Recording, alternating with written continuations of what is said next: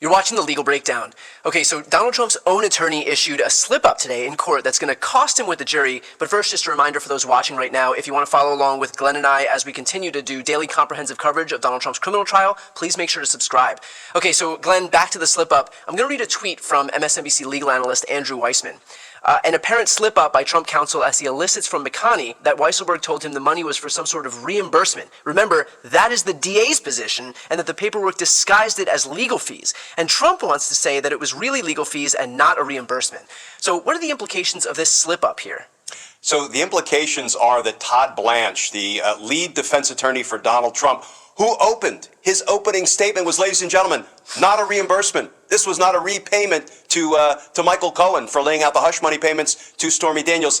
He has now shot himself in the foot, and he has perhaps just shot Donald Trump's defense right through the heart. You know, the jury is getting the picture, I think, over and over again through all of the witnesses that have been called thus far, that of course this was not, a legitimate legal payment to Michael Cohen. And we're going to talk about what some of the evidence was that came out today that proves that, I would contend, beyond a reasonable doubt. But then when Donald Trump's own lawyers kind of stumble into eliciting really damaging evidence on cross-examination of the prosecution witnesses, that is a really bad look. So part of the testimony that came out through the testimony of a guy named Jeffrey McConney, who is the controller of the Trump organization, is that Donald Trump's co-conspirator, let's call him what he is, Alan Weisselberg, who's presently cooling his heels at Rikers, serving a sentence for committing multiple counts of perjury, in part to try to lie and help Donald Trump in Donald Trump's other cases, civil fraud trial cases.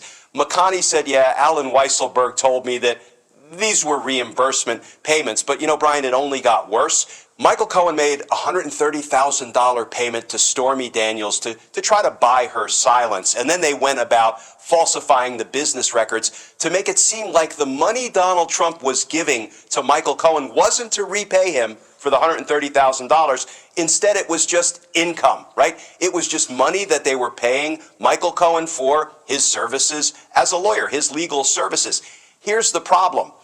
Michael Cohen was out of pocket $130,000. So think about it. If the Trump organization, particularly Donald Trump, who was writing these reimbursement checks out of his own personal account, now gives Michael Cohen $130,000. Let's just go dollar for dollar.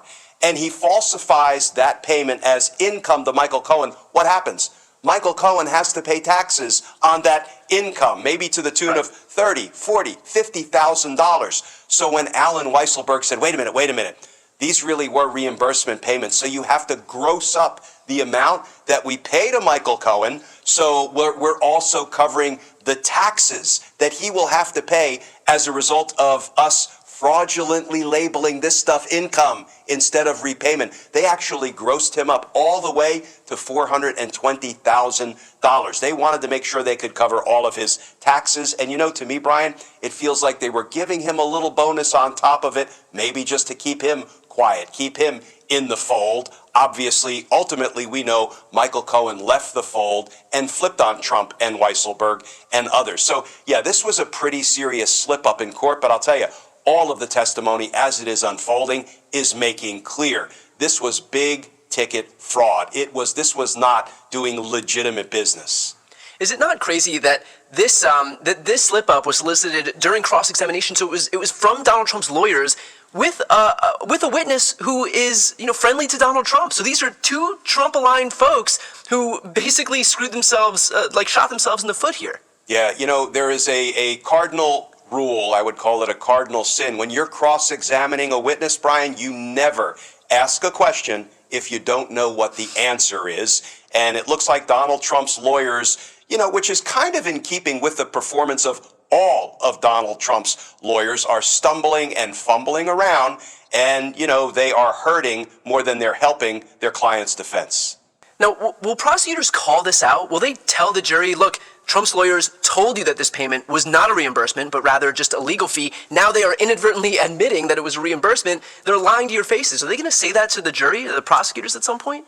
They'll do it, Brian, but probably in an understated way. So first of all, we have to remember that a defendant does not have to put on any evidence at trial. the defense has no burden of proof. The burden of proof is always on the prosecution to prove guilt beyond a reasonable doubt, and the defense attorneys don't have to call witnesses, don't have to introduce evidence, and the defendant doesn't have to testify. Indeed, defense attorneys don't even need to give opening statements or make closing arguments. Of course, they ordinarily do. So anytime I had a defense attorney open on, ladies and gentlemen, the evidence is going to prove that these were not reimbursement payments, and then I have that same defense attorney sort of bumble his way into eliciting on cross-examination of one of my witnesses, one of the prosecution witnesses, that in fact these were reimbursement payments, I will probably low-key it and say, first of all, let's go back to the defense opening statement, ladies and gentlemen. You remember the precise words that the defense attorney offered to you? Wait a minute, I have a transcript, so let me read them. And then I will read Todd Blanche's precise words. And then I'll say, now, let's look at the transcript of assuming we have transcripts, which sometimes we do and sometimes we don't when closing arguments roll around. In this trial, I believe they will. Now, let's read Todd Blanche's or Donald Trump's lawyer's words when cross-examining Jeffrey McConney, and then you squarely contradict it. And, you have to be careful how you play it. You don't want to be smart alecky. You don't want to be heavy-handed. But you're going to say, ladies and gentlemen, that's because the evidence proved that what Donald Trump, together with Michael Cohen and Alan Weisselberg, were involved in was rampant business fraud to try to gain unfair advantage in the 2016 presidential election. So you now know the true state of the evidence, not the hollow promises that Donald Trump's attorneys made during opening statements. Glenn, what are the actual impacts on the Trump team's credibility with the jury? Like, they have proof now that Trump's team is lying to them. Do they lose credibility on all other matters, or am I being too simplistic here? I don't think it's simplistic at all. Once you have lost the faith and the confidence and the trust of the jurors, you're in real trouble because your arguments are not going to resonate with them. They're not going to give attorneys, the benefit of the doubt when they're making representations about what the evidence might prove or what a particular piece of evidence actually means. So I'm not saying all is lost and the jurors will just tune out to everything Donald Trump's defense attorneys have to say moving forward after they were caught in what was a misrepresentation in their opening statement. At least it didn't play out that way during the testimony of the witnesses. But, the one thing that prosecutors always keep a keen eye on, it is their reputation with the jury. That is, for example, why during opening statements, Brian, we'll stand up and we will expose all of the warts, all of the shortcomings, all of the weaknesses in our case. I would have been the first one to say, just as the prosecutors did, Michael Cohen has credibility problems, folks. He lied, including under oath. We're not going to try to hide that. We're not going to try to pull the wool over your eyes. But what we are going to do is bring to your attention all of the corroboration, all of the supporting evidence and the testimony of other witnesses, so you will not have to rely on Michael Cohen's words standing alone for anything. That's what you do because that builds credibility with the jurors. And once they realize that the prosecutors are honest brokers of the facts and the law, warts and all, boy, that goes a long way when you're standing up in closing argument and rebuttal argument, urging them that the evidence really did prove Donald Trump's guilt beyond a reasonable doubt, and we are asking that you return a verdict of guilty simply to hold him accountable for the crimes he decided to commit. Now, another piece of big news that happened today in the courtroom was that Judge Merchan also basically told Trump that he's run out of rope as far as his violations of his gag order are concerned. Realistically, does this mean that one more violation of Trump's gag order will result in Trump being incarcerated? I would not put a nickel on that bet that Donald Trump will see the inside of a jail cell if he violates Judge Merchan's gag order an 11th time, because then there were 10. Today was the 10th count of criminal contempt of court that Judge Merchan found Donald Trump guilty of beyond a reasonable doubt. And yet, what did he say? He said, well, another $1,000 fine. What we now know, Brian, is there has been no appreciable punishment or sanction for Donald Trump's first 10 violations of Judge Merchan's order not to talk about and endanger witnesses, jurors, and others. Now, once again, Judge Merchan gave him a stern warning, do it again, do it for an 11th time, and you might see the inside of a jail cell. But there's something that Judge Merchan said that was infuriating to me. And let me read it so I don't misquote exactly it. what you're going to say. This is upsetting. He said, The last thing I want to do, he is saying to Donald Trump, is to put you in jail. You are the former president of the United States and possibly the next president as well. What did Judge Merchan convey? And I have been very supportive of Judge Merchan in the way he has presided over this trial, but you got to call it out when you see him doing wrong. What he said was, in substance, if you were any other Huck, any other defendant, anybody who did not have power, privilege, status, wealth, position, you'd be in jail, right? For 10 counts of contempt of court, you'd be in jail. But I don't want to do that to you. Why?